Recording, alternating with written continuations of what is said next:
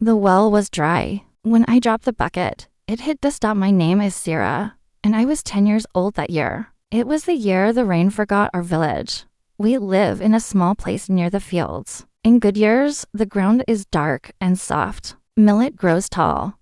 Goats eat well. Children laugh. But that year the earth was hard like stone. The sun burned every day. The wind carried only dust. People woke up early to walk far for water. Sometimes we walked 2 hours, sometimes more. My mother carried a big pot on her head. I carried a small one. Many days we came back with only half. The old men sat under the big tree and spoke in low voices. No clouds, one said.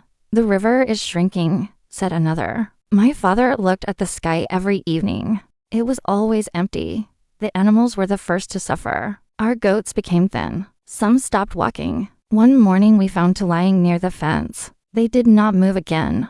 People started to worry. Real worry. The kind that makes the village quiet. One afternoon I went to visit my grandfather. He was one of the oldest people in the village. He did not walk much anymore, but he knew many stories. He was sitting in the shade, carving a piece of wood.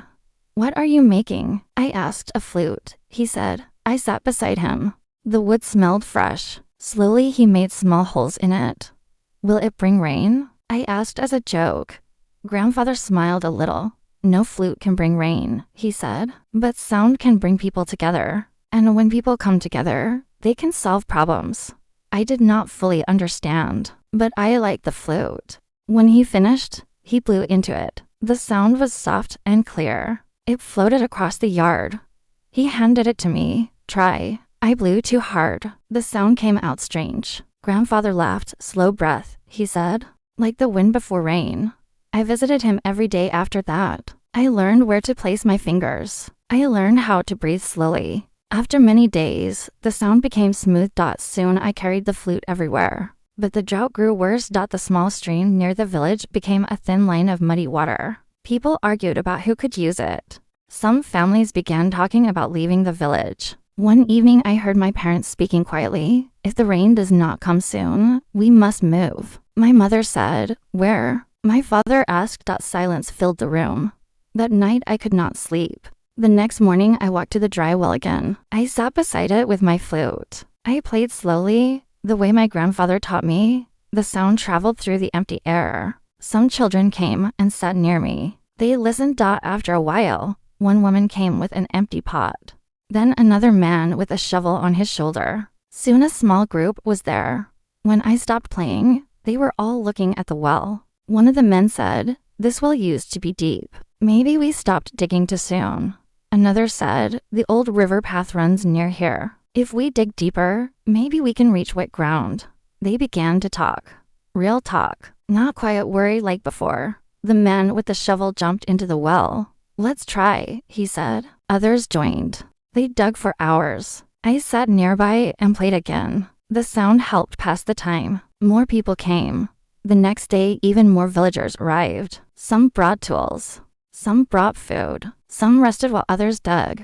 I played the flute again and again. The melody became a signal. When people heard it, they came. For 3 days, the digging continued. The well grew deeper. The air inside became cooler. On the 4th day, I heard a shout. "Stop. Look." Everyone rushed to the edge. The man inside held up a handful of dark, wet soil. "Water is close." The digging became faster. Then we heard it. A small splash. It was not a big sound, but it was the most beautiful sound I had ever heard. Water slowly seeped through the ground. Mud became wet. Then a small pool formed at the bottom. People cheered. Some cried. My mother hugged me tight. The well was not full yet, but it was alive again. In the following weeks, we worked together. We made the well stronger with stones. We dug small channels to guide rain when it came. And one evening, many days later, clouds finally gathered. The first drop hit the dry ground with a tiny tap. Then another. Soon the sky opened. Rain fell across the village. Children ran and laughed in the storm. My grandfather stood beside me under the roof. "You see," he said softly, "the flute did not bring the rain." I looked at the busy village, the deep well, and the people smiling in the rain. "But it brought the people," I said. Grandfather nodded. And that was enough.